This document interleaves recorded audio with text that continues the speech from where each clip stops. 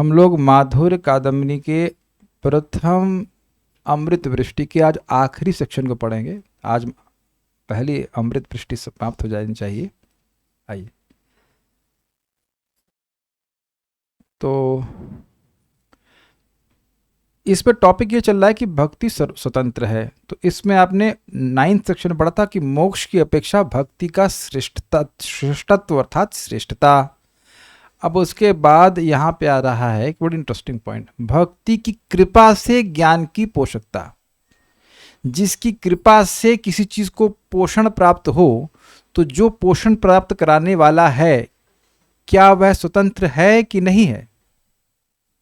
Simple है, बादल पेड़ों को पोषण प्रदान करते हैं, तो बादल पेड़ों से स्वतंत्र है, तो स्पष्ट है।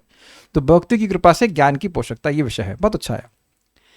वामनावतार में सर्वशक्तिमान तथा सर्वगुणशाली होते हुए भी श्री भगवान जिस प्रकार उपेंद्र मतलब इंद्र के छोटे भाई, उपेंद्र के रूप में इंद्र के कनिष्ठ भ्राता होकर भी सब प्रकार से देवराज इंद्र का पोषण करते हैं, ऐसा करने में जैसे विज्ञजन भगवान की कृपालुता ही अनुभव करते हैं, न कि श्री भगवान का कुछ अपकर्ष मानते हैं, इसी प्रकार ज्ञान प्रधान शास्त्र वचनों में भक्ति को ज्ञानांग के रूप में प्रतिपादन करने से परम स्वतंत्र भक्ति देवी कृपा कर सत्वगुण के अवलंबन से ज्ञानांग होकर ज्ञान की पोषकता ही करती हैं। सुधीजन विद्वजन ऐसा ही निर्णय करते हैं। ये हो गया पहला सेक्शन। समझ में आई बात? देखिए हुआ क्या, देवताओं का राज्य चला गया था, देवताओं को बलि महाराज ने हरा दिया था। तो अब बलि महाराज को हराने के लिए माता अदिति परेशान कि हमारे बच्चों को राज्य कैसे प्राप्त हो, इंद्र बेचारे मारे मारे फिर रहे थे, दिक्कत हो रही इनको। तब उन्होंने अपने पति कश्यप मुनि के पास गई, खूब अच्छे से सेवा किया और उसके बाद उनसे वरदान मांगा कि मैं ऐसा पुत्र चाहती हूँ, ऐसी व्यवस्था चाहती हूँ कि हमारे बच्चों को राज्य फिर से मिल जाए। तब भगवान का व्रत, उनका नाम था दूसरे नाम पयोव्रत, 12 दिन का पयोव्रत का वो वर्णन किए थे माता अदिति को।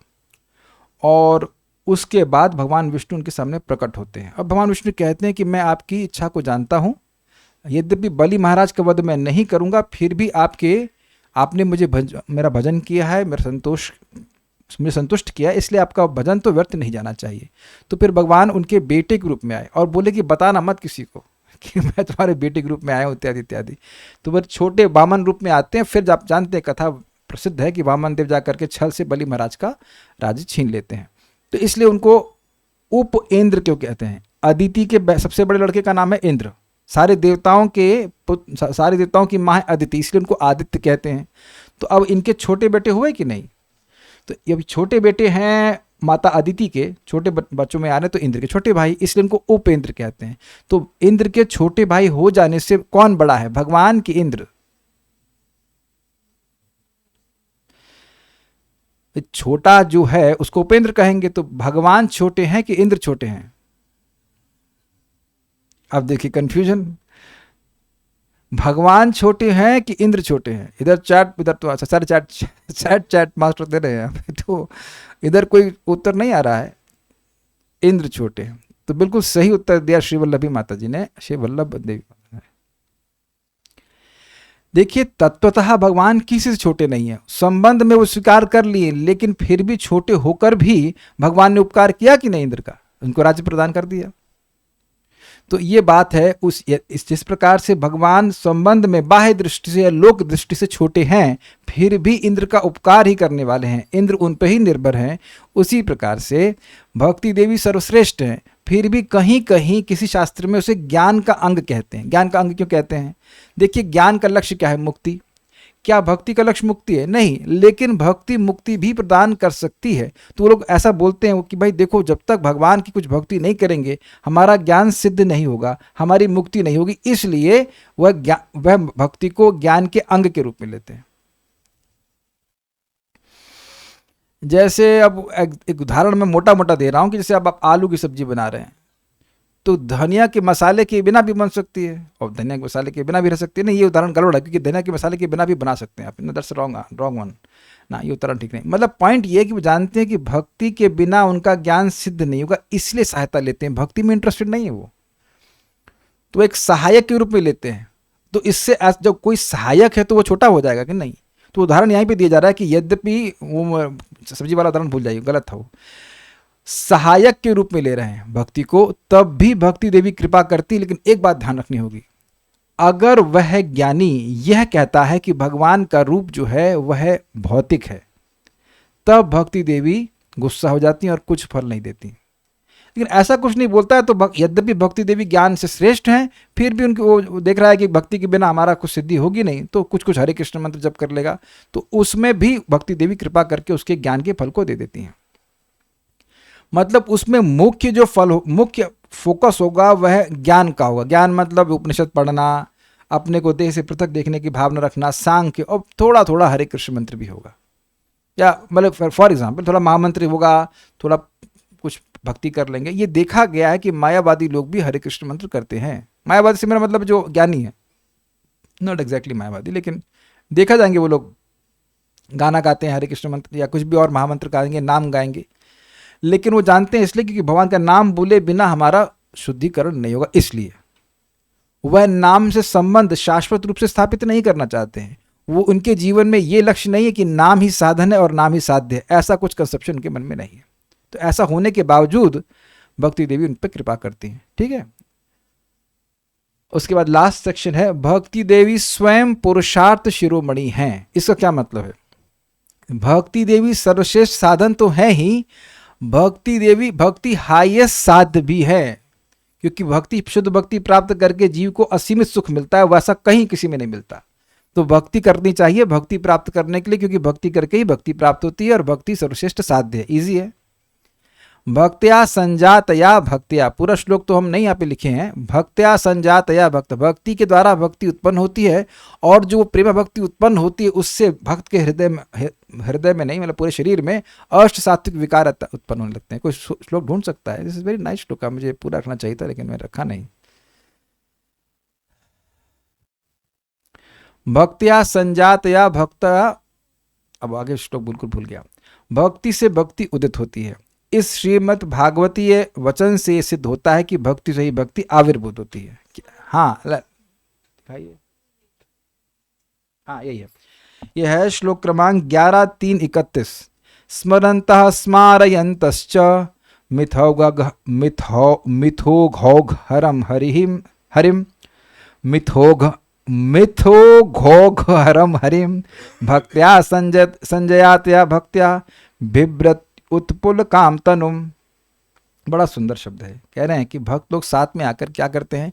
स्मरन्तः स्मारयन्तश्च, वह खुद भगवान का स्मरण करते हैं और दूसरों को भगवान का स्मरण कराते हैं, अन्य भक्तों को। ये इंपॉर्टेंट बात है। अरे वरुण प्रभु सुना नहीं उस लड़के का फॉल डाउन कैसे हुआ? ये सब बात नहीं करते। उस भक्त का उससे क्या चक्कर चल रहा है, उसका ने क्या पॉलिटिक्स करी, ये सब नहीं स्मरण कराते हैं। ये सब भक्त भगवान बिल्कुल अप्रिशिएट नहीं करते हैं। स्मरन्तः स्मारयन्तश्च, खुद स्मरण करते हैं और भक्तों को भी स्मरण, अन्य भक्तों को स्मरण कराते हैं। मिथ मतलब साथ में आके, अघोघ, ओघ का मतलब होता है समूह और अघ मतलब पाप। इस प्रकार से पाप समूह को वह नष्ट कर देते हैं।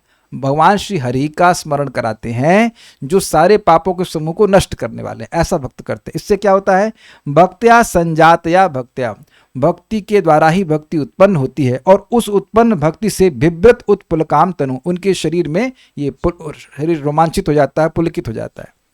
तो उम्मीद है कि बात समझ रहे हैं। अभी हम लोग साधना भक्ति कर रहे हैं और साधना भक्ति का उद्देश्य है भगवान में मिल जाना। क्या गलती बोल दिया? कुछ गलत बोल दिया? नहीं, मोक्ष रूप माता जी आप तो मेरा साथ दीजिए। कोई साथ नहीं दे रहा है। भक्ति कर रहे हैं ताकि हम भगवान में मिल जाएं। आप भी साथ नहीं देंगे? अरे आज मुश्किल में पड़ गया, कोई साथ नहीं दे रहा है। हम प्रमाणित करेंगे भगवान में मिल जाना, लेकिन क्या मिल जाना? अन्य अभिलाषिता शून्य। हम लोग भी शून्यवादी है, लेकिन इच्छाओं को मिला दें। कृष्ण की इच्छा के अलावा और कोई इच्छा नहीं होनी चाहिए। देखिए आप लोग साधना कर रहे हैं तो ये बताइए कि यही प्रॉब्लम है कि नहीं? हम लोग चाहते तो हैं कि कृष्ण की सेवा के अलावा और कोई इच्छा ना आए, लेकिन आ जाती है टुक करके। फिर उसको कभी कभी नेग्लेक्ट कर देते हैं, कभी कभी ये दिल मांगे मोर कभी कभी और इच्छा पूरी करने का मन हो जाता है। बाकी वो इच्छा समाप्त हो जाए तो फिर प्रॉब्लम क्या है? कोई प्रॉब्लम नहीं है। तो खैर, भक्ति का मतलब है भक्ति करके भक्ति उत्पन्न होती है और सारी इच्छाएं समाप्त हो जाती हैं, भगवान की सेवा की वासना रहती, सेवा की इच्छा रहती, बस और कुछ नहीं। ओके, भक्ति से ही भक्ति आविर्भूत होती है, क्योंकि भक्ति देवी स्वयं सब प्रकार की पुरुषार्थ शिरोमणि है। ये समझ में आ रहा है, शिर मतलब सिर और मणि, मुकुट मणि है, सर्वश्रेष्ठ साध्य है, वह प्राप्त करके व्यक्ति सुखी हो जाता है। अतएव श्री भगवान की भांति उनकी स्वरूप भूता महाशक्ति भक्ति देवी की सर्वव्यापकता, एक एक पॉइंट समझिए। भगवान की भक्ति देवी क्या है? भगवान की स्वरूप भूता शक्ति है, उनके स्वरूप से प्रकट हुए, पॉइंट नंबर 1। दूसरा क्या है? सर्वव्यापकता। इसका क्या मतलब है? कोई भी व्यक्ति भक्ति कहीं पे भी कर सकता है, किसी भी अवस्था में। सर्ववशीकारिता, क्या मतलब है? भक्त को भी वश में कर लेती हैं और भगवान को भी वश में कर लेती हैं, ठीक। सर्वोत्कर्षता, सबसे श्रेष्ठ है। परम स्वतंत्रता, इत स्पष्ट है, किसी भक्ति देवी भक्ति के अलावा किसी पर निर्भर नहीं करती। एवं स्वयं प्रकाशकता, इसका मतलब यह कि जब भक्ति बढ़ती है तो आपको सर्टिफिकेट किसी से नहीं लेना होता है। कुछ प्रसाद लेंगे प्रभु? आप लेंगे कुछ, खाएंगे? तो मदन मोहन प्रभु कह रहे हैं उनको प्रसाद नहीं चाहिए। तो तुंग विद्या माता जी बताएंगे कितना ये भूखे हैं और कितने ये भूखे नहीं हैं, बताइए कुछ माइक पे। नहीं आपको पता, अज्ञान में। अरे पत्नी तो बताए, पत्नी बगल में बैठी हैं, तो माता जी आप बताइए कि प्रभु जी कितना भूखे हैं, कितना भूखे नहीं हैं। भूखे नहीं है, अच्छा, आप सर्टिफिकेट देती हैं हर दिन 4 रोटी खा लियो बस, और नहीं खाना नहीं ना। तो आप समझ रहे हैं कि कोई व्यक्ति इस संबंध में किसी को कोई सर्टिफिकेट नहीं देता है। फिर पूछे आप कैसे हो, तो क्या आप बताइए कैसा हूं ऐसा नहीं होता, you give your own response. तो भक्ति देवी बड़ा मजेदार है। जो व्यक्ति भक्ति कर रहा है वो खुद ही अनुभव करता है कि उसके हृदय का ज्ञान नष्ट हुआ। यही बात प्रभुपाद जी बहुत सुंदर कहते हैं।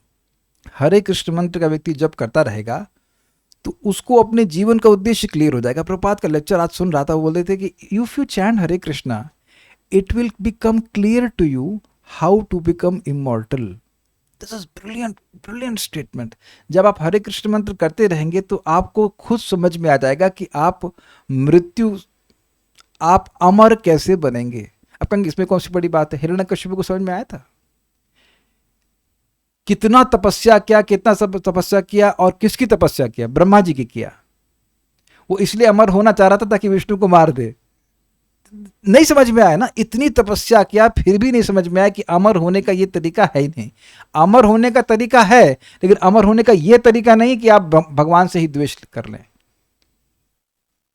कितना अमेजिंग है ना। हम लोग सुना थे ना अभी 3:16-19 था ना, तरंती अंजसा मृत्यु निवृत्ता करके श्लोक था कि भगवान की आराधना करके, भगवान हरि की आराधना करके बड़ी आसानी से मृत्यु को व्यक्ति पा सकता है। तो ये स्वयं प्रकाशकता मतलब आपको किसी को बताना नहीं पड़ेगा, वो व्यक्ति साधना कर रहा है उसको अपने आप समझ में आ जाएगा। ये बहुत ब्रिलियंट बात है। एक्चुअली किसी भी साधक को हमें खाली उसके दिमाग में ये ड्रिल करके घुसाना है कि तुमको रोज भक्ति करनी है, और रोज भक्ति करता रहेगा तो उसको बातें अपने आप समझ में आने लग जाएंगी। और ये वेदांत सूत्र में है शब्द प्रकाशश्च कर्मणि अभ्यासात, बहुत सुंदर शब्द है ये।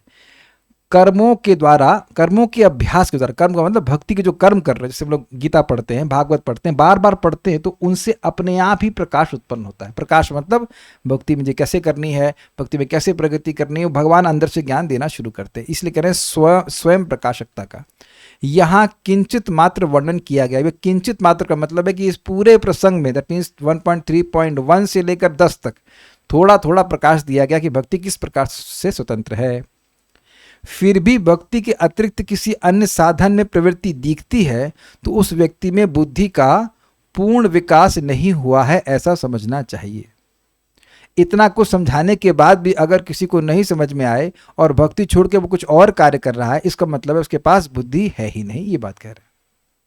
मतलब ये कुछ टॉपिक अलग से नहीं बता रहे हैं, वो समराइज कर रहे हैं कि जितना सारा कुछ बताने के बाद, इतना आसान है, इतना फायदेमंद है, ये करने के बाद भी व्यक्ति भक्ति छोड़कर कुछ और कार्य कर रहा है, कोई और देव उपासना आदि कर रहा है, तो उसके पास बुद्धि नहीं। ये बात होती है। इसलिए अमानव या जड़ पशु को छोड़कर ऐसा कौन हो सकता है जिसकी भक्ति में प्रवृत्ति न हो, इत्यादि वचनों से यही सिद्ध होता है।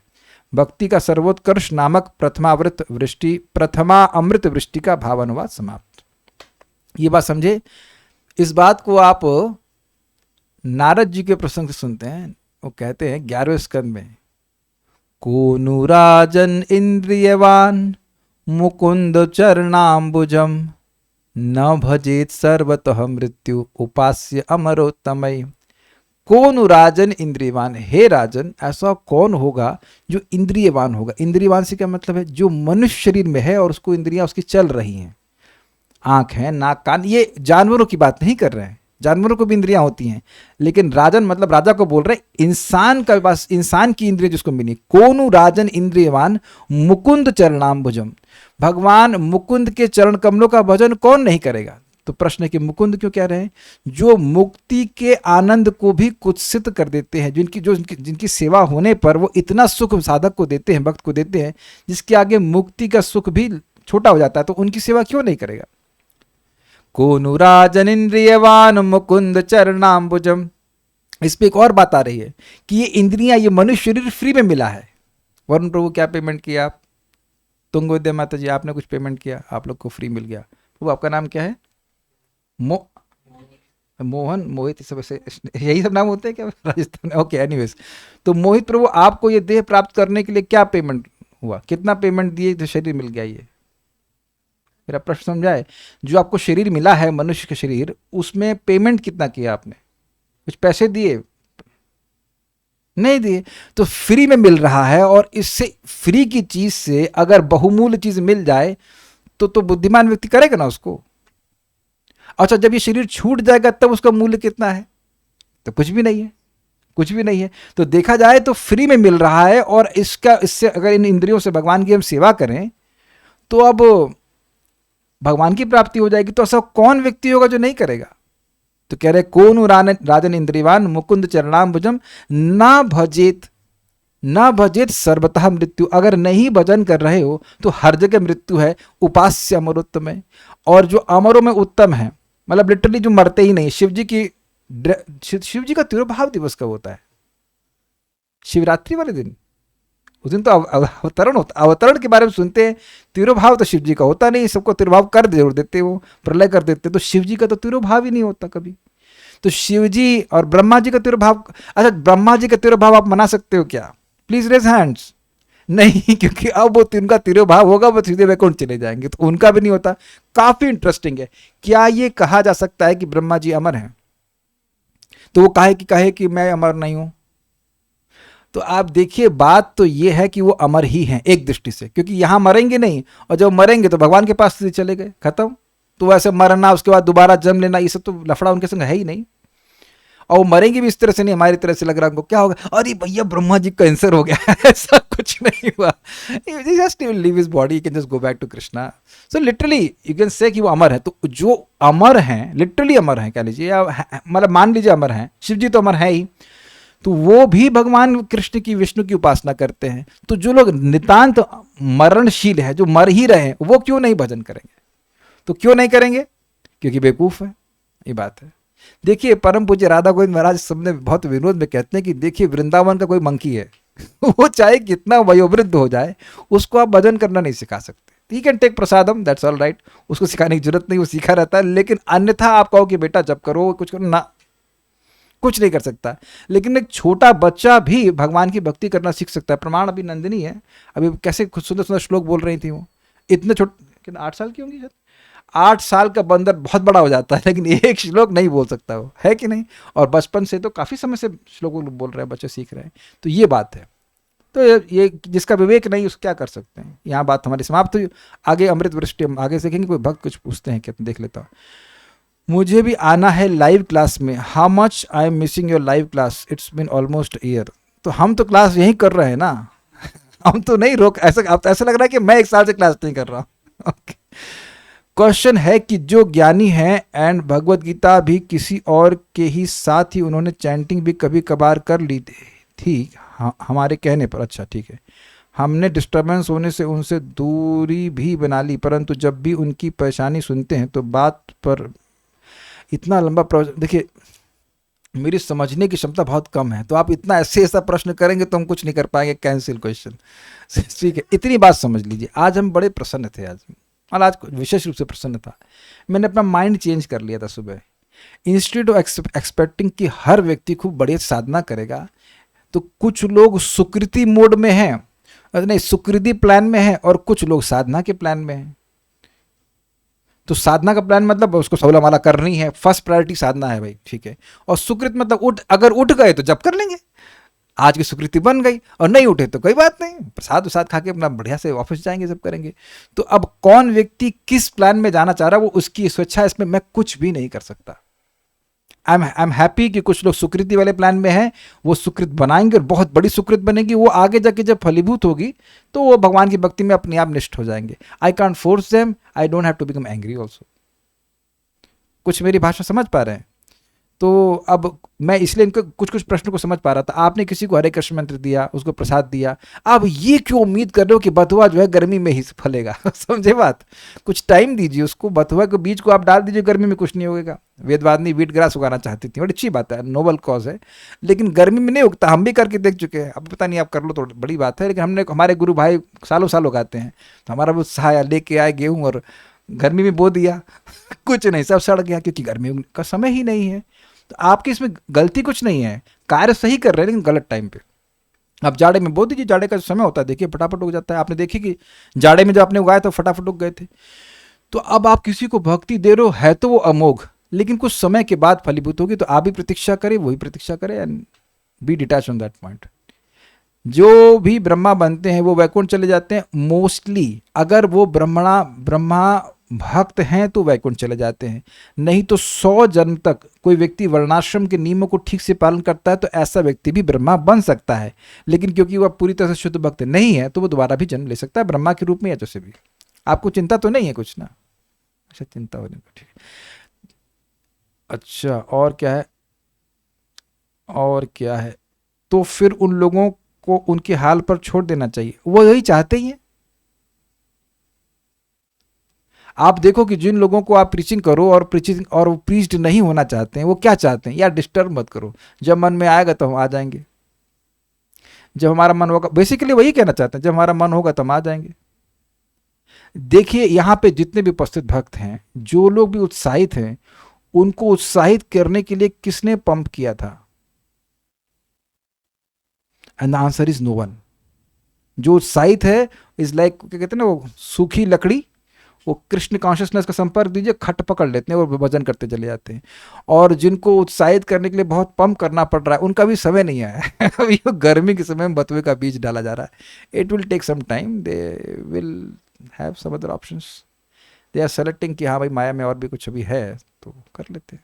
लेकिन संपर्क मिल गया भक्ति का तो वो संस्कार कभी नष्ट नहीं होगा, आगे कभी पूरा हो सकता है। हमारा तो फोकस यही बना रहता है।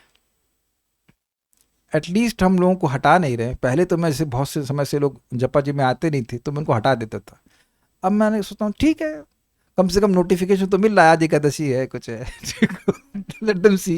कुछ बोरिंग लगेगा, अच्छा क्या आज, अच्छा जब कर रहे हो, ठीक है कर रहे तो करने दो, तो अनुमोदन ही कर रहे हैं। तो nothing much to speak now, I will stop here. Shri Shri Madhurya Kadambini की जय, श्री प्रभुपाद की जय, निताई गौर प्रेमानंदे।